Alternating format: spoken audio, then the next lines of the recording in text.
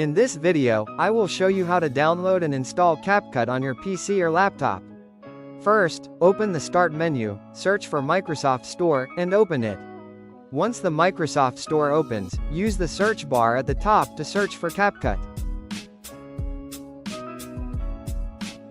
Select the official CapCut app from the search results, then click the Install or Get button. Wait for the download and installation to complete. Once it's finished, CapCut will be installed automatically. Next, close the Microsoft Store and open the Start menu again. Search for CapCut and launch the app. The first time you open it, CapCut may check your computer to make sure it meets the system requirements. Once the check is complete, click Confirm if prompted.